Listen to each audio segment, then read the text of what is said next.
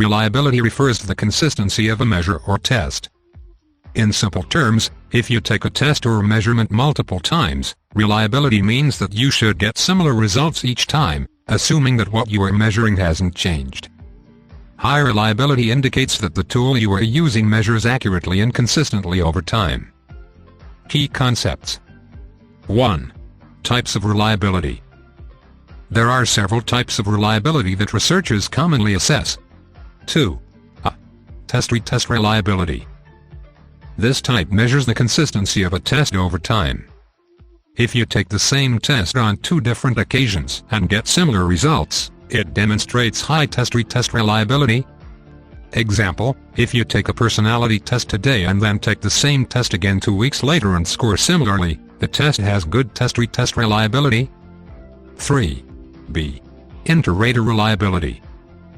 This type examines the consistency of results when different people use the same test or measurement tool. High inter-rater reliability means that different raters come up with similar scores or observations. Example, if 2 teachers assess students' essays using the same grading rubric and give similar scores, this indicates strong inter-rater reliability. 4.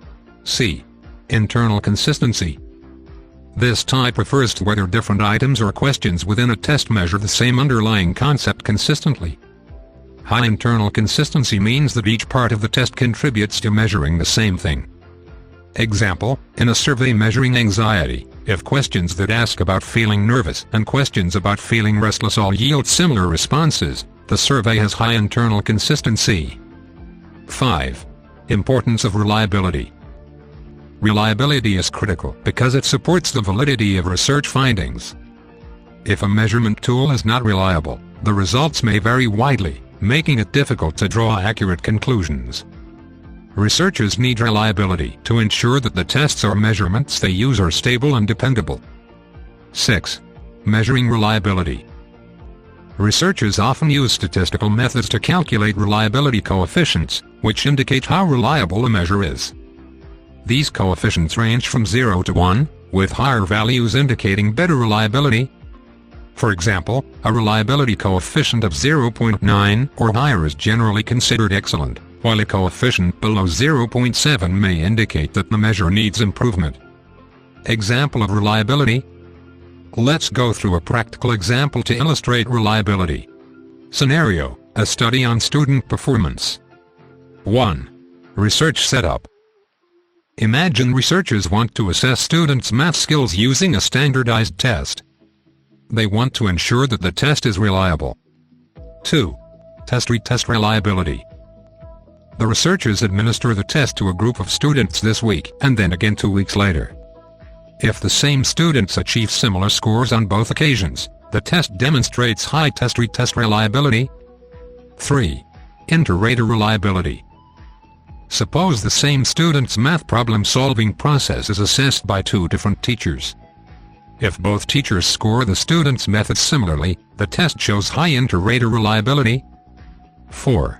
Internal consistency. If the test consists of multiple-choice questions assessing various aspects of math, the researchers analyze whether students who do well on addition also do well on subtraction. If there's a strong correlation, it indicates high internal consistency in measuring math skills. Important details. 1. Reliability versus validity.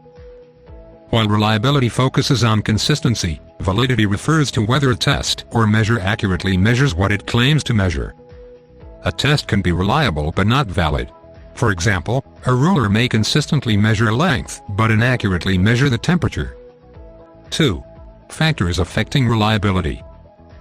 Several factors can influence reliability, such as test conditions, test length, ambiguity in questions. Conclusion. Reliability is a vital concept in psychology and research that assesses the consistency and dependability of measurements and tests. Understanding reliability helps you evaluate how trustworthy the results of studies or assessments are. A reliable test allows researchers to draw accurate conclusions and make informed decisions based on their findings. This knowledge will be beneficial as you prepare for your CPC exam and engage with research methodologies in psychology and related fields. Observation reactivity effect. Sure. Let's explore the concept of the observation reactivity effect, which is important in psychology and research. Understanding this effect will help you recognize how awareness of being observed can influence people's behavior. We'll break down key concepts, important details, and provide examples for clarity. What is the observation reactivity effect? The observation reactivity effect refers to a change in behavior that occurs when individuals know they are being watched or observed. In simple terms, people often act differently when they know someone is paying attention to them, which can lead to biased or inaccurate results in research studies. This effect can skew the findings and limit the validity of the study. Key concepts. 1. Reactivity. Reactivity is the tendency for individuals to modify their behavior when they are aware that they are being observed. This means they might act in a way they think is expected or socially acceptable, rather than their usual behavior. 2. Impact on research. The observation effect can significantly impact research results, especially in studies that rely on naturalistic observation or self-reports. If participants change their behavior because they know they are being watched, it can make it hard to determine what their actual behavior would be in a normal setting. 3. Types of studies affected.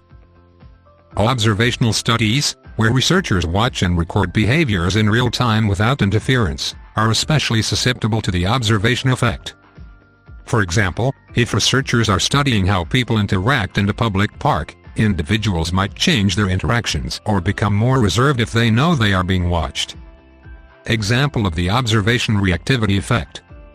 Let's consider an example to illustrate the observation reactivity effect. Scenario: a study on classroom behavior. 1. Research setup. Researchers want to observe how students behave in a classroom setting to study engagement and participation. They plan to record the students' interactions during lessons over several weeks. 2. Observation.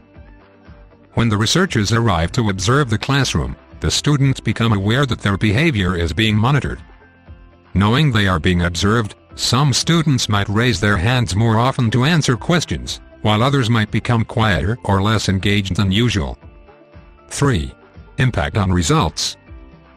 Because of the observation effect, the researchers might conclude that the classroom environment is more participative than it actually is. The data collected may not accurately reflect typical student behavior because the observation has influenced their actions. Important details. 1. Reducing the observation effect.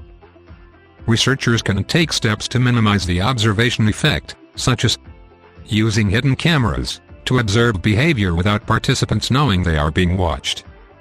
Natural settings, conducting observations in environments where the individuals naturally behave, like cafes or parks, without announcing that the researchers are observing them. Familiarizing participants, allowing participants to become comfortable with the observer or the recording device before starting the actual observation. This may help reduce anxiety or self-consciousness. 2. Ethical considerations. While reducing the observation effect is important, researchers must also consider the ethics of observation. It's essential to ensure participants are informed and consent to being observed, especially in settings where privacy is important. 3. Broader applications. The observation reactivity effect is relevant not only in research but also in everyday life. For instance, people might change their behavior in public when they think they are being watched, like in a job interview or during a presentation. Conclusion. The observation reactivity effect highlights how awareness of being observed can influence behavior, leading to potential bias in research findings.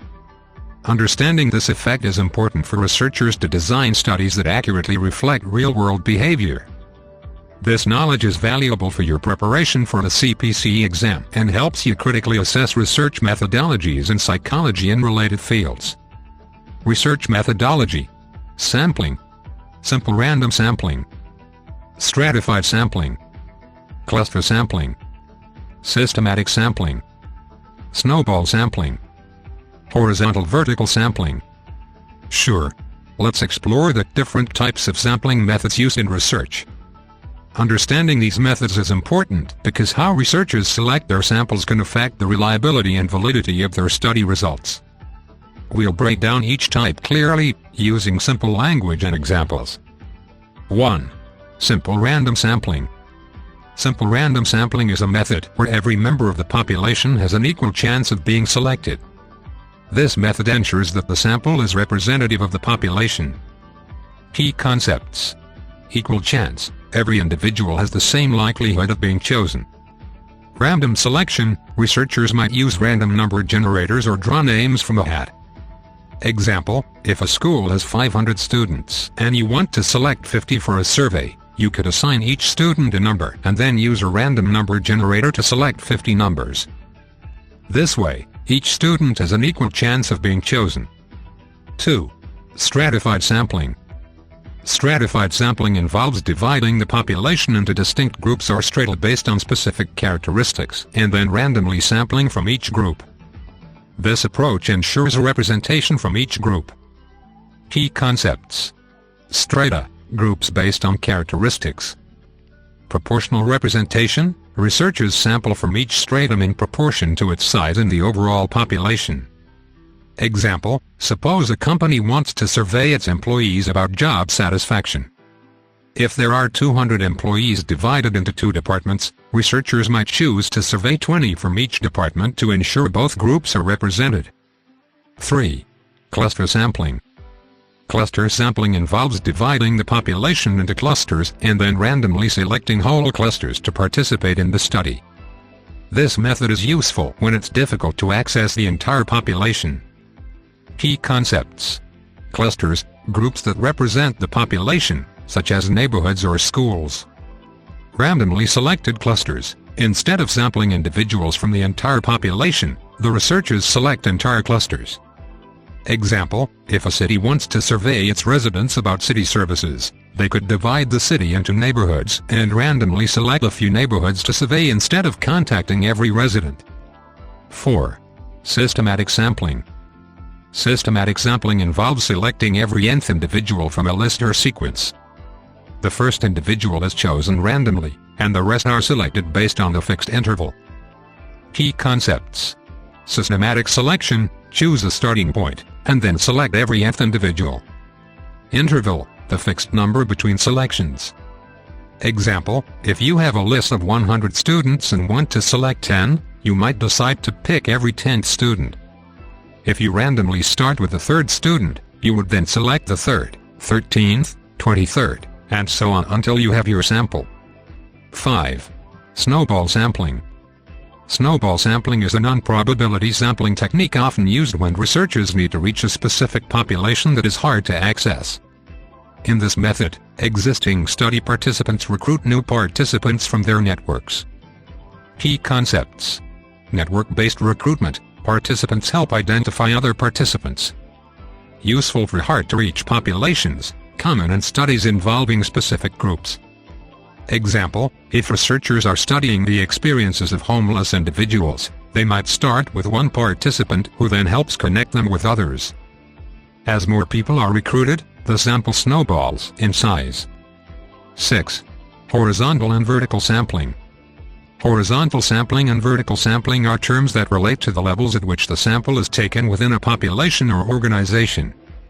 Horizontal sampling. This sampling method involves selecting samples across different segments or categories at the same level. Example, a researcher surveying employee opinions in a large company might select representatives from all departments to get a balanced view across the organization.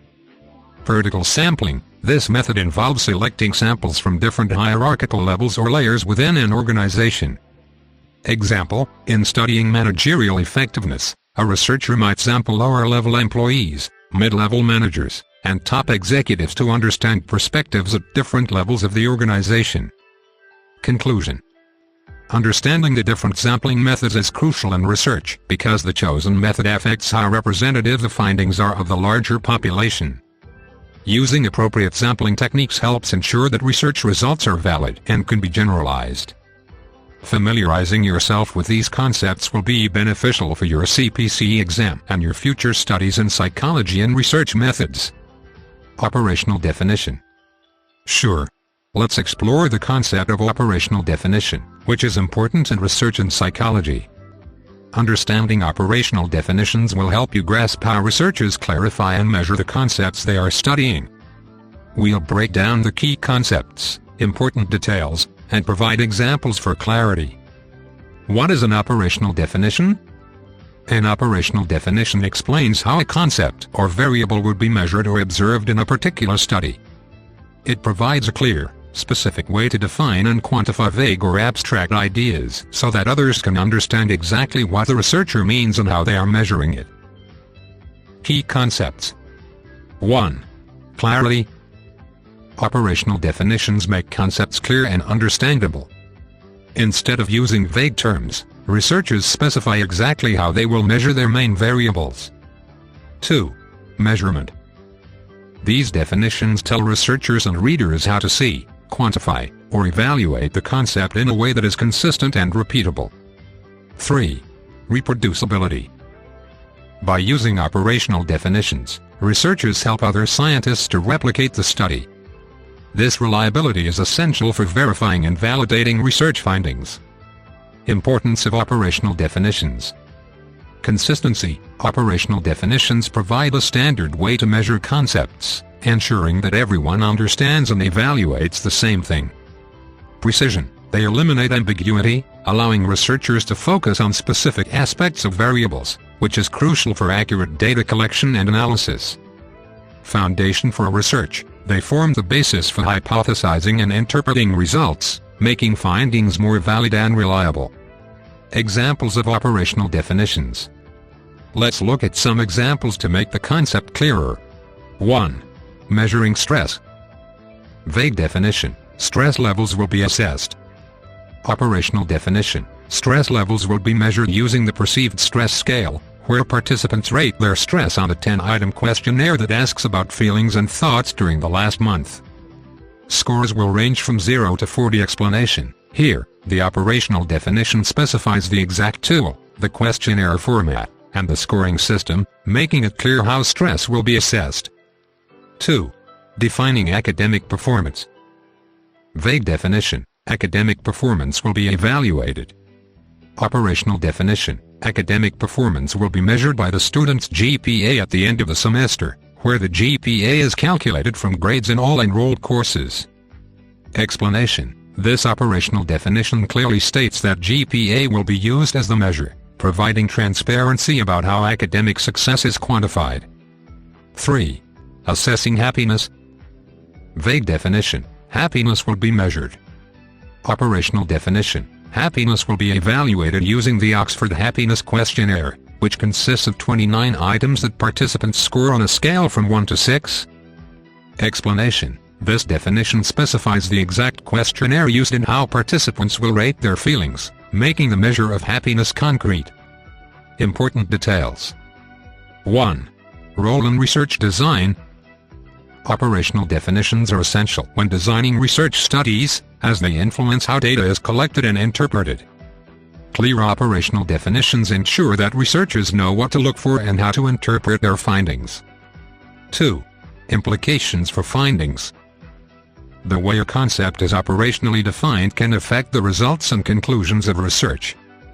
Different definitions may lead to different findings, even under similar circumstances. 3. Adaptability. While operational definitions are specific, they can evolve based on new findings or insights. Researchers may refine their definitions as they gain better understanding or measurement tools. Conclusion. An operational definition is a crucial concept in research that specifies how a variable or concept will be measured and observed. It provides clarity and precision, making research results more reliable and understandable. By using operational definitions, researchers can communicate their methods clearly, allowing others to replicate studies and validate findings. This knowledge will be beneficial for your preparation for the CPC exam and your understanding of research methodologies and psychology. Replication. Sure. Let's explore the concept of replication in research, which is a vital aspect of the scientific method. Understanding replication will help you appreciate the reliability and validity of research findings. We'll break down key concepts, important details, and provide examples for better understanding. What is replication? Replication is the process of conducting a study again or repeating an experiment to see if the same results can be obtained. The main goal of replication is to verify that the original findings are reliable and not just a one-time occurrence due to chance or specific conditions.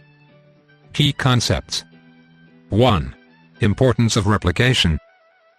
Replication is critical for establishing the credibility of research. Reliable findings should be consistent across different studies and settings. When scientists replicate research and achieve similar results, it strengthens the evidence for a theory or hypothesis. 2. Types of replication. Direct replication. This involves repeating the original study as closely as possible, using the same methods and procedures. Direct replication tests whether the original findings hold true under the same conditions. Conceptual replication. This type tests the same theory or hypothesis but uses different methods, measures, or populations. Conceptual replication helps to see if the findings are robust across various contexts. 3. Limitations. Sometimes, replicated studies may yield different results due to variations in sample size, conditions, or measurement techniques. A lack of replication can indicate that the original findings might have been influenced by biases or specific circumstances. Importance of replication. Building trust in science, replication helps confirm that findings are not due to random chance or errors. It builds trust in scientific results when multiple studies support the same conclusions. Identifying errors. Replication can uncover mistakes or biases in original research. If replication studies fail to reproduce results, it might prompt a re-evaluation of the original work. Advancing knowledge. Through replication, researchers refine theories and improve understanding. Consistent results can lead to stronger theories, while conflicting results can inspire new research directions. Examples of replication. 1. Original study. Suppose researchers find that a new teaching method significantly improves student test scores in math. 2. Direct replication. Other researchers replicate the study in the same school with a similar group of students.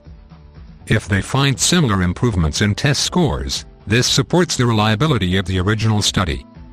3. Conceptual replication. A different group of researchers may conduct a similar study in various schools with diverse demographics to see if the teaching method still works. If they find improvements again, it suggests that the teaching method is effective across different environments. 4. Medical research. In medical science, if a new drug shows promising results in treating a disease, other researchers will conduct replication studies to confirm its effectiveness. 5. Direct replication. They may replicate the original clinical trial with the same dosage and patient population. 6. Conceptual replication. Other studies might investigate different dosages or patient groups to see if the drug remains effective. Important details. 1. Challenges of replication. Replicating studies can be difficult due to factors like funding, access to data, and ethical considerations. Researchers may face challenges in using the same methodology as the original study. 2. Reproducibility crisis. In recent years, a replicability crisis has emerged in some fields, notably psychology and medicine. Many high-profile studies have failed to replicate, leading to questions about the validity of those findings. 3. Open science movement. The movement towards open science encourages sharing data, methods, and materials. This transparency can help facilitate replication and address issues in reproducibility. Conclusion. Replication is a fundamental concept in research that verifies the reliability of findings by repeating studies. It ensures that results are not flukes and strengthens scientific knowledge through confirmation. Both direct and conceptual replication play vital roles in building trust in scientific research. Understanding this concept is essential for your preparation for the CPC exam and will enhance your ability to critically evaluate research in psychology and other fields. Deductive versus inductive logic. Sure. Let's break down the topics of deductive logic and inductive logic.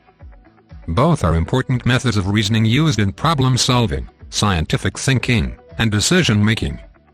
Understanding the differences between them will help you think critically and analyze arguments. We'll break down the key concepts, important details, and provide examples for clarity. What is deductive logic? Deductive logic is a method of reasoning where conclusions are drawn from general principles or premises that are assumed to be true. In simple terms, if the premises are true, the conclusion must also be true. Key concepts of deductive logic. 1. General to specific. Deductive reasoning starts with a general statement or hypothesis and applies it to a specific case. 2. Validity. The conclusion follows logically from the premises. If the premises are correct, the conclusion is guaranteed to be correct. 3. Structure. Deductive arguments typically have a formal structure, often using the format of syllogisms. Example of deductive logic. Premise 1, all humans are mortal. Premise 2, Socrates is a human. Conclusion, therefore, Socrates is mortal. In this example, because both premises are true, the conclusion must also be true. Deductive logic provides certainty if the premises are correct. What is inductive logic? Inductive logic is a method of reasoning that involves drawing generalized conclusions from specific observations or examples. In other words, it moves from specific instances to broader generalizations. Key concepts of inductive logic. 1. Specific to general. Inductive reasoning starts with specific observations and develops a general conclusion or theory from them. 2. Probability. The conclusions drawn are not guaranteed to be true. They are probable based on the evidence provided. 3. Flexibility. Inductive reasoning allows for new evidence to change or refine the conclusion. Example of inductive logic. Observation 1, the sun has risen in the east every day of my life. Observation 2, the sun rose in the east yesterday. Conclusion, the sun will rise in the east tomorrow. In this example, while the conclusion seems likely based on repeated observations, it is not guaranteed. Inductive logic is based on patterns and evidence, but new evidence could potentially lead to different conclusions. Comparison of deductive and inductive logic. Inductive logic. Direction general principles to specific cases, specific observations to general conclusions. Certainty conclusions are certain if premises are true, conclusions are probable, based on evidence. Structure formal and often follows syllogistic format, less formal, variable structure. Usefulness used in mathematics, logic, and formal arguments used in scientific research, daily reasoning, and predictions. Importance of understanding both. 1. Critical thinking. Knowing the difference between the two helps in evaluating arguments, understanding scientific reasoning, and making informed decisions. 2. Problem solving. Depending on the context, different types of logic may be more appropriate for problem solving. Deductive logic can provide definite conclusions, while inductive logic can help form hypotheses based on observations. 3. Research and science. In scientific research, deductive logic can be used to test hypotheses, while inductive logic is often used to develop those hypotheses from observed data. Conclusion. Deductive logic and inductive logic are essential methods of reasoning with different approaches to drawing conclusions. Deductive logic provides certainty through general principles, while inductive logic focuses on patterns and evidence to form general conclusions. Understanding these concepts is critical for your preparation for a CPC exam, as they will enhance your ability to think critically and analyze arguments in psychology and related fields. Naturalistic research. Absolutely. Let's break down naturalistic research, which is a key method in psychology and social sciences. Understanding naturalistic research will help you appreciate how researchers study behavior in real-world settings. We'll cover key concepts, important details, and examples to make everything clear. What is naturalistic research? Naturalistic research is a method of studying behavior in real-life settings without any manipulation or interference from the researcher. This type of research focuses on observing subjects in their natural environment, allowing researchers to gather data on how they behave in everyday situations. Key concepts. 1. Real-world context. Naturalistic research takes place in the actual environments where people live or operate, such as homes, schools, workplaces, or public places. This setting helps ensure that the behavior observed is genuine and reflective of daily life. 2. Non-intrusive observation. Researchers do not interfere with or alter the environment. Instead, they observe subjects without trying to control the situation. This means that any behaviors documented are more likely to be natural and not influenced by the presence of researchers. 3. Qualitative data. Naturalistic research often gathers qualitative data, which includes descriptions, notes, and recordings of observed behaviors. Researchers focus on understanding the context, emotions, and motivations behind behaviors rather than simply counting numbers or measuring quantities. Importance of naturalistic research. Ecological validity. One of the main strengths of naturalistic research is its high ecological validity, meaning the findings can be more easily generalized to real-life situations. Because behavior is studied in a natural context, the results are often more applicable to everyday life. Contextual understanding. Naturalistic research provides insights into how various factors in the environment interact with behavior. Understanding these dynamics can illuminate reasons behind specific behaviors or social interactions. Examples of naturalistic research. 1. Observing child behavior. A researcher might study how children interact on a playground without intervening. They would sit on a bench and watch children play, noting their interactions, emotional expressions, and problem-solving strategies. This observation could reveal important patterns about how children learn social skills. 2. Workplace dynamics. A researcher may want to understand collaboration in a corporate office. Instead of conducting interviews or surveys, they could observe teams working together in their usual environment. This allows them to gather insights about communication styles, teamwork challenges, and the overall workplace culture without influencing the interactions.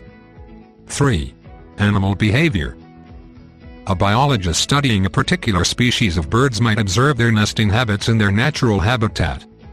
By recording their behavior during different seasons, the researcher can gain insights into their feeding habits, mating rituals, and responses to environmental changes. Important details. 1. Limitations of naturalistic research.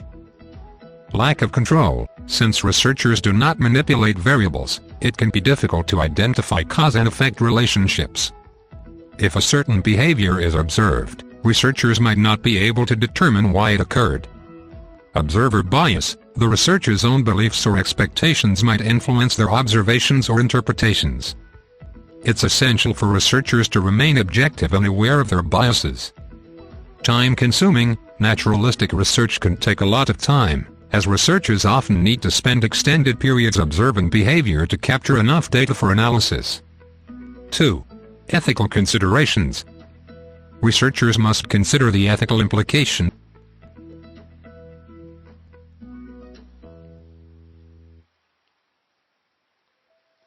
of observing individuals without their knowledge. In some cases, it may be necessary to obtain consent from participants, especially in sensitive settings. Researchers should prioritize the welfare and privacy of those being studied. Conclusion. Naturalistic research is a valuable method for studying behavior in real-world settings, offering insights that controlled experiments may not provide. By observing subjects in their natural environment without interference, researchers can gather rich, qualitative data that enhances our understanding of human and animal behavior. This knowledge will be especially helpful for your preparation for the CPC exam and in your understanding of various research methodologies used in psychology and social sciences. Confederates accomplices. Sure. Let's explore the concepts of confederates and accomplices in psychological research. Understanding these terms will help you grasp how researchers sometimes use individuals who are part of the study but are not part of the actual experimental subject group. We'll break down the key concepts, important details, and provide examples to make everything clear. What are confederates? Confederates are individuals who are secretly part of the research study but act like regular participants. They are in on the study but do not let the actual participants know. Their role is to help the researchers manipulate the situation or to collect data in specific ways. Key concepts of confederates. 1. Role in research. Confederates can play various roles depending on the study. They might act as subjects, provide specific reactions, or create certain social situations that help researchers analyze behaviors and responses. 2. Deception. Using confederates often involves some level of deception. Participants may think they are interacting only with other participants, when in fact, some individuals are working with the researchers to facilitate the experiment. 3. Control and validity. Confederates help researchers control certain variables in an experiment, allowing for more reliable results. By creating a consistent and controlled environment, researchers can better assess how participants react to different situations. Examples of confederates. 1. Social influence studies. In Solomon Asch's famous conformity experiments, confederates were used to influence participants' responses to visual tasks. When participants were asked to match the length of a line with 3 comparison lines, confederates purposely gave incorrect answers to see if the real participant would conform to the group's wrong choice. This setup helped illustrate the effects of group pressure on individual judgment. 2. Bystander effect experiment. In studies examining the bystander effect, researchers use confederates to simulate an emergency situation. For instance, if a confederate feigns a medical emergency in a public place, researchers can observe how many people intervene to help. This helps researchers understand how people respond in real-life emergencies. What are accomplices? Accomplices are similar to confederates in that they are also part of the research team, but they may not necessarily be involved in the study's main goals. Instead, they might serve as support personnel or help manage the study's logistics. Although the terms are sometimes used interchangeably, accomplices usually indicate a broader set of individuals involved in the study. Key concepts of accomplices. 1. Support roles.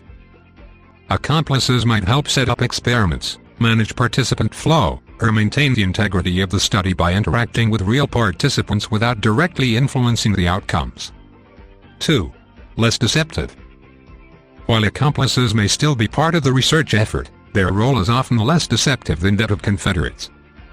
They may not need to hide their identity from participants. Examples of accomplices. 1. Facilitating research. In a study investigating group dynamics, accomplices may be part of the research team that helps facilitate group discussions or activities. They ensure that everything runs smoothly while the researchers observe from a distance. 2. Data collection. Accomplices may assist researchers in collecting data or administering questionnaires to participants. They play supportive roles to help the main researchers focus on data analysis and interpretation. Important details. 1. Ethical considerations. The use of confederates and accomplices raises ethical issues, particularly regarding deception. Researchers must ensure that the benefits of the research outweigh potential risks or discomfort for participants. Ethical guidelines may require informed consent or debriefing after the study to clarify the role of confederates. 2. Impact on results.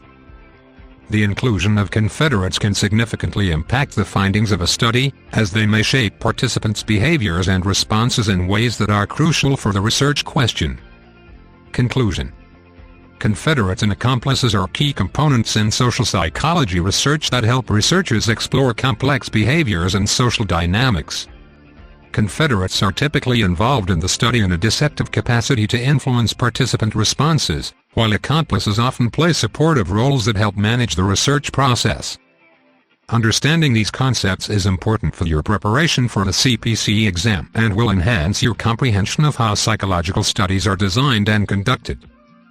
Counterbalancing. Sure.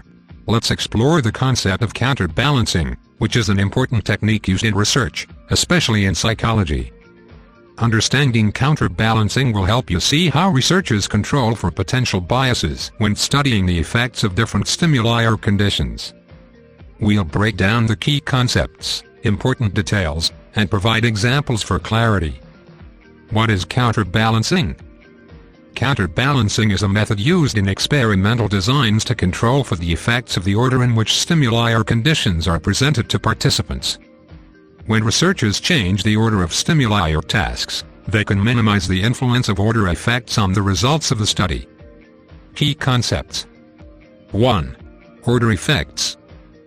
Order effects occur when the sequence in which participants experience various conditions influences their responses.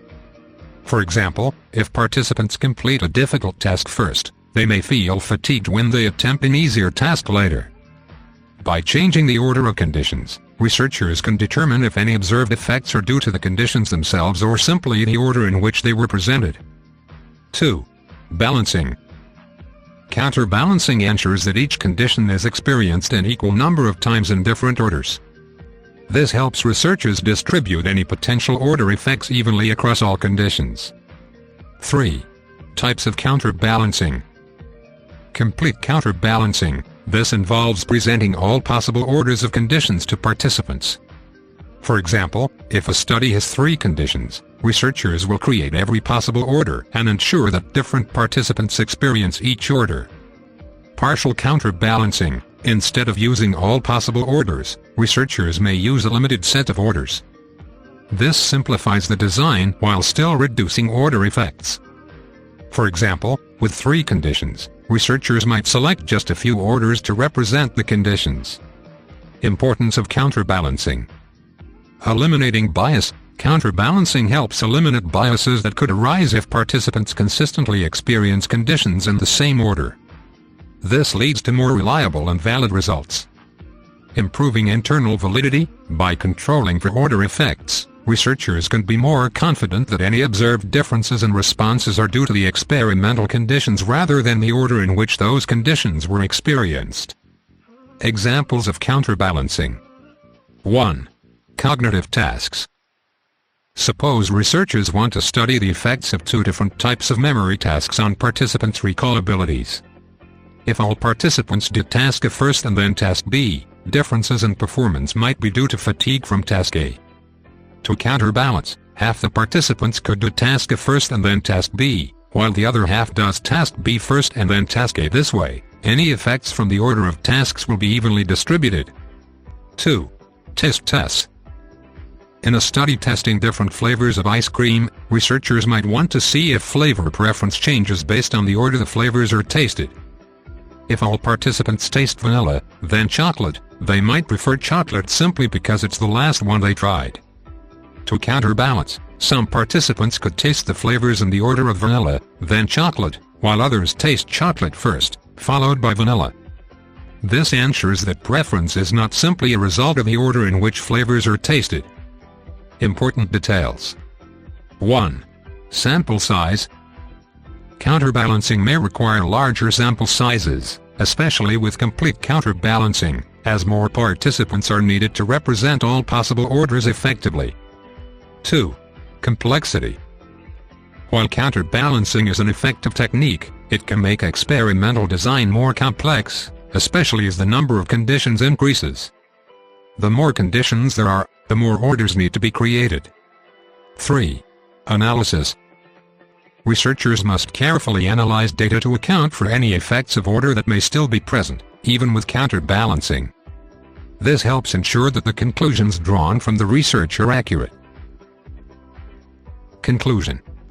Counterbalancing is a critical technique in research that helps control for order effects when presenting stimuli or conditions. By changing the order in which tasks or conditions are experienced, researchers can eliminate biases and improve the validity of their findings. Understanding counterbalancing will be valuable for your preparation for the CPC exam and in your comprehension of experimental design in psychology and other fields. Multiple treatment interference. Sure. Let's explore the concept of multiple treatment interference in research. Understanding this topic is important because it helps you see how different treatments or conditions can affect each other and influence the results of a study. We'll break down key concepts, important details, and provide examples for clarity. What is multiple treatment interference? Multiple treatment interference occurs when participants in a research study experience more than one treatment or condition, and the effect of one treatment impacts the effectiveness or reaction to another treatment. This interference can make it difficult to determine how each treatment independently affects the outcome. Key concepts. 1. Independent effects. In an ideal study, each treatment should produce an independent effect on the participants. However, when participants are exposed to multiple treatments, the results from one treatment may be influenced by the others, making it hard to figure out which treatment is responsible for specific outcomes. 2. Confounding variables. Multiple treatment interference can lead to confounding variables, where the influence of one treatment confuses or masks the effects of another. This can affect the validity of the study results. 3. Order and recency effects. When participants receive multiple treatments in a certain order, the timing can also play a role. For example, if a participant first experiences a strong treatment and then a milder one, they might only rate the milder treatment less favorably due to their prior experience. Importance of understanding multiple treatment interference. Validity of results. Recognizing and controlling for multiple treatment interference is essential for assuring that the results of a study accurately reflect the true effects of each individual treatment. If interference is not accounted for, conclusions drawn from the study may be misleading. Study design. Researchers need to carefully plan their studies to minimize the chances of multiple treatment interference. This includes considerations of how treatments are administered and the timing of each treatment. Examples of multiple treatment interference. 1. Medication trials. Imagine a study testing the effects of two different medications for anxiety. If participants take both medications in the same study without a proper washout period, the effects of one medication could interfere with the other. For example, if medication A reduces anxiety significantly and participants take medication B shortly after, it may become difficult to assess the effectiveness of medication B since its effects could be influenced by medication A. 2. Psychological interventions. In a study comparing two therapeutic approaches for depression, if participants engage in both therapies simultaneously, their experiences might blend together. This could lead to confusion about which approach is truly beneficial. If a participant feels better after experiencing both therapies, it is unclear which one, if either, was responsible for the improvement. 3. Educational programs. Consider an educational research study that tests two different teaching methods in the same classroom. If some students learn using method X for a certain period and then switch to method Y, their performance might be affected not only by the new method but also by how well they learned using the previous one. This makes it challenging to determine the effectiveness of each method. Important details. 1. Strategies to mitigate interference. Researchers can use several strategies to control for multiple treatment interference. Randomization. Randomly assigning participants to different treatment groups can help reduce interference by evenly distributing potential confounding variables. Washout periods. Implementing breaks between treatments allows the effects of one treatment to dissipate before introducing another, reducing interference. Counterbalancing. Using counterbalancing techniques can help to control for order effects and minimize the impact of one treatment on another. 2. Analyzing data. When analyzing data, researchers must consider the possibility of multiple treatment interference and determine how it may affect the results. They may use statistical methods to adjust for confounding variables or interpret results cautiously when multiple treatments have been applied. Conclusion. Multiple treatment interference is an important concept in research that highlights the complications that arise when participants receive more than one treatment or condition. Understanding this interference helps researchers design better studies and draw more accurate conclusions about the effects of each treatment. Being aware of multiple treatment interference is essential for your preparation for the CPC exam and will enhance your understanding of experimental design in psychology and other fields. Case study. Sure. Let's explore the concept of a case study, which is a research method often used in psychology and other social sciences. Understanding this topic is important because case studies can provide rich, detailed insights into individual behaviors, experiences, and conditions.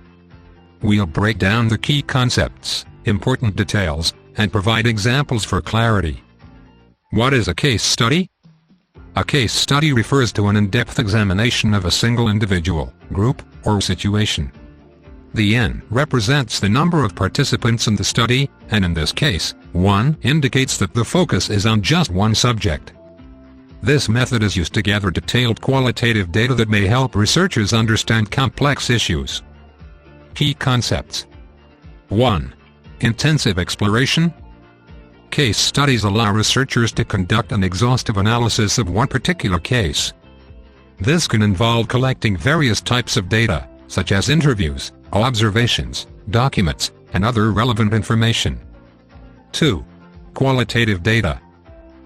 Case studies typically focus on qualitative data, which includes non-numerical information that helps researchers understand the subject's thoughts, feelings, behaviors, and experiences. 3. Contextual understanding. Since case studies provide rich details about the context in which something occurs, they can help researchers understand the factors that might influence behavior or outcomes. 4. Exploratory research. Case studies are often used for exploratory research, especially when a topic is not well understood or when researchers want to investigate a unique or rare phenomenon. Importance of case studies.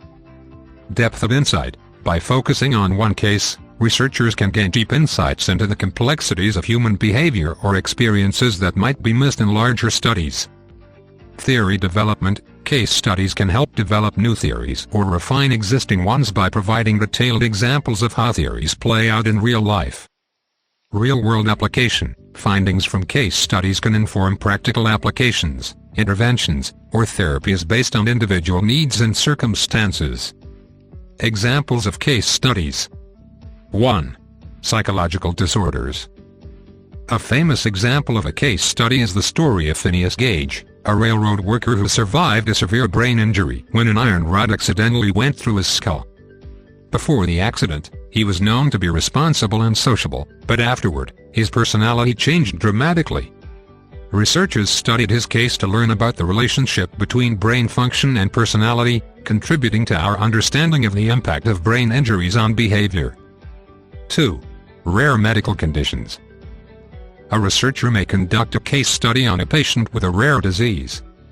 By documenting the patient's symptoms, treatment, and response over time, the researcher can provide valuable insights into the condition, which may help inform future medical practices or research on similar cases. 3. Therapeutic interventions. A therapist might conduct a case study on one client undergoing cognitive behavioral therapy for anxiety. By tracking the client's progress, detailing their experiences in therapy, and noting the techniques that work best, the therapist can better understand how CBT affects individuals and refine their approach for future clients. Important details. 1. Limitations. While case studies provide in-depth insights, they also have limitations. Generalizability. Findings from a single case may not be applicable to other individuals or situations. This means that researchers must be careful about making broad conclusions based on one case. Bias. The researcher's subjectivity may influence the interpretation of data, as personal feelings or beliefs can affect how information is analyzed. 2. Ethical considerations. Researchers conducting case studies should consider ethical issues, such as informed consent and confidentiality. Participants must understand the study's purpose and agree to share their experiences. 3. Complementary to other methods. Case studies are often used alongside other research methods. Combining qualitative case studies with quantitative research can lead to a more comprehensive understanding of a topic. Conclusion. A case study is a valuable research method that allows for deep exploration of a single individual, group, or situation. This approach provides rich qualitative data and contextual insights, helping researchers understand complex behaviors and conditions. While case studies have limitations, they play a crucial role in theory development and real-world application. Understanding this method will be beneficial for your preparation for the CPC exam and will enhance your comprehension of research methodologies used in psychology and social sciences. Sources of information and research. ERIC. Sure. Let's explore ERIC, which is an important resource for students, educators, and researchers in the field of education. Understanding what ERIC is and how it works will help you access valuable educational materials and research. We'll break down key concepts, important details, and provide examples for better understanding. What is ERIC? ERIC is a comprehensive online database that provides access to a wide range of education-related literature, including journals, research reports, conference papers, and other educational resources. It was established to help improve education by making research and information available to educators, researchers, and the public. Key concepts. 1. Purpose. ERIC's main goal is to provide a platform for accessing high-quality educational research and resources. It serves as a key source of information for people who want to improve teaching methods, educational policies, and learning outcomes. 2. Types of materials. ERIC includes various types of materials, such as peer-reviewed journals, articles that have been evaluated by experts in education before publication, research reports, detailed studies that present findings from educational research, conference papers, presentations or papers discussed at educational conferences, dissertations and theses, in-depth research projects completed as part of graduate studies. 3. Accessibility. ERIC provides free access to many of its resources, making it easier for anyone interested in education to find relevant information. However, some materials may link to publishers' websites where a subscription or payment is required. Importance of ERIC.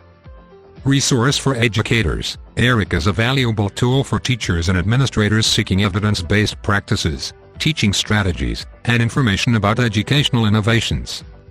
Supports research. Researchers can use ERIC to find comprehensive literature on specific topics in education and to stay updated on recent studies and developments in the field. Informs policy. Policymakers and advocates can draw on the research available through ERIC to make informed decisions about education policies and reforms. How to use ERIC. 1.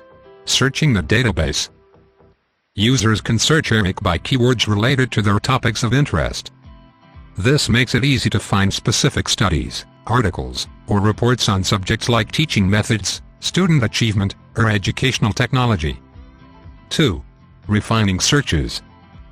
ERIC allows users to refine their searches by various criteria, such as publication date, audience, or type of publication. This helps narrow down the search results to find the most relevant resources. 3. Accessing full text. Many resources on ERIC include links to full texts, while others may provide abstracts and information on how to access the full articles elsewhere. Examples of using ERIC. 1. Finding research on classroom management. A teacher looking for effective classroom management strategies can search ERIC for articles and studies that discuss various techniques and their effectiveness in different educational settings. 2. Exploring technology in education.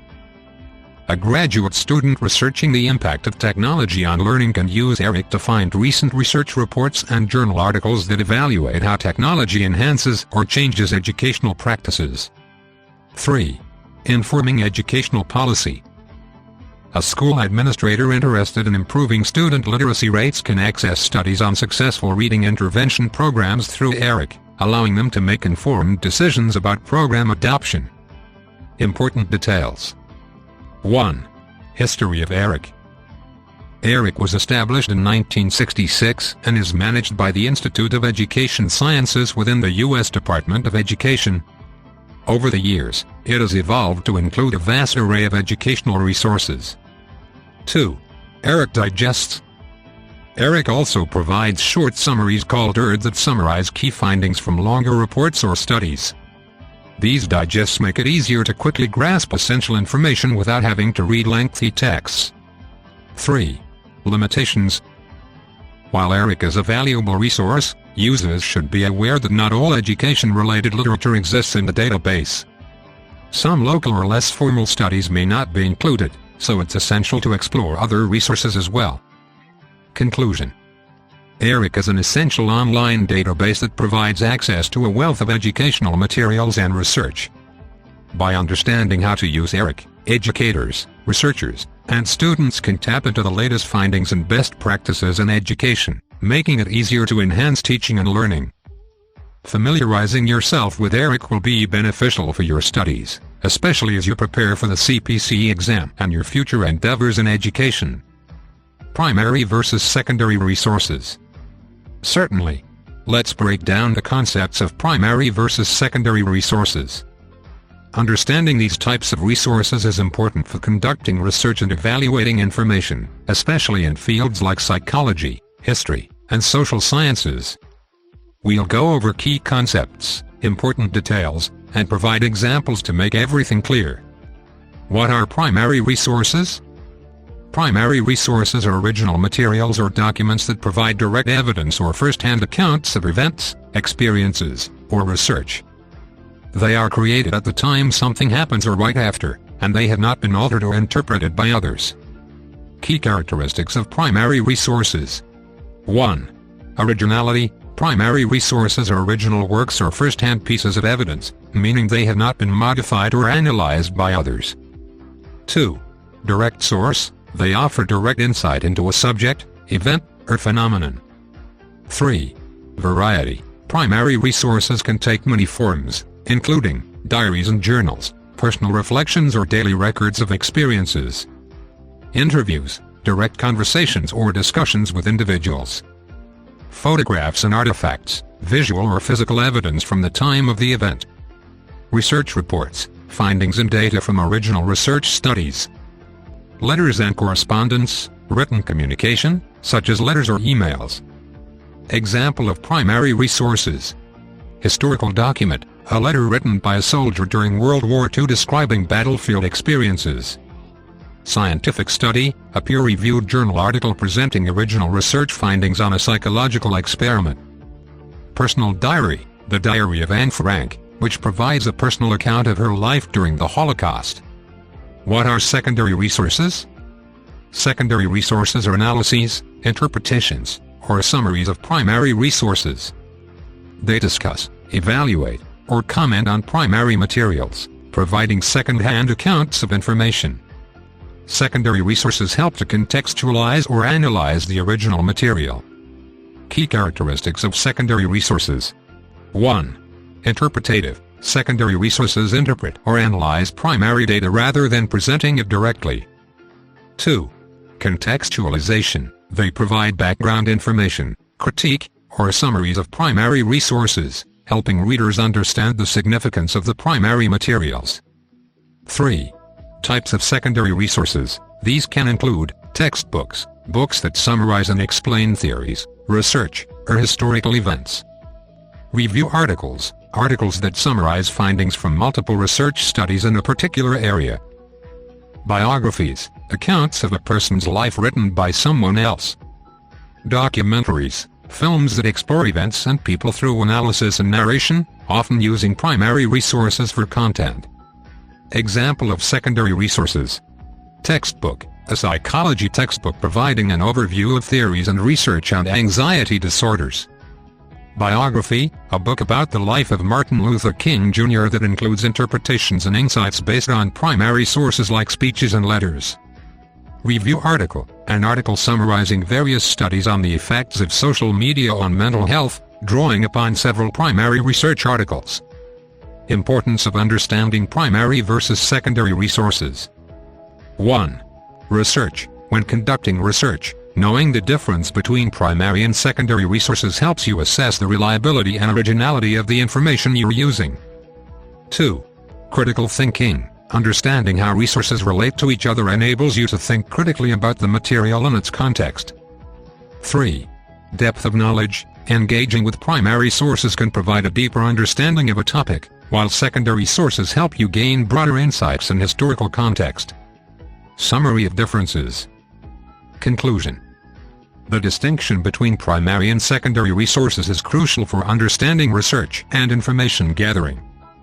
Primary resources provide original insights and first-hand accounts, while secondary resources offer analyses and interpretations of those original materials. Recognizing the differences between these two types of resources will improve your research skills and critical thinking, especially as you prepare for the CPC exam and your future studies in psychology and related fields. SPSS. Sure. Let's explore SPSS, a powerful software application used in statistical analysis for various fields, especially in social sciences like psychology, sociology, and education. Understanding SPSS will help you analyze research data effectively. We'll break down key concepts, important details, and provide examples for clarity. What is SPSS? SPSS is a software program used for statistical analysis. It allows researchers to input, manipulate, and analyze data efficiently. SPSS is widely used in social sciences, health research, marketing, and many other fields that require data analysis. Key concepts. 1. Data management. SPSS helps in managing and organizing data. You can input data from surveys, experiments, or other sources and arrange it in a way that makes it easy to analyze. 2. Statistical analysis. With SPSS, you can perform a variety of statistical analyses, such as descriptive statistics. These include measures like averages, medians, and standard deviations, which summarize the basic features of the data. Inferential statistics. Techniques like t-tests, ANOVA, regression analysis, and chi-square tests help you make predictions or inferences about a population based on sample data. Correlation. Assessing the relationship between two variables to see if they are related and how strong that relationship is. 3. User-friendly interface. SPSS has a graphical user interface, making it accessible for users who may not be familiar with programming. Users can perform complex analysis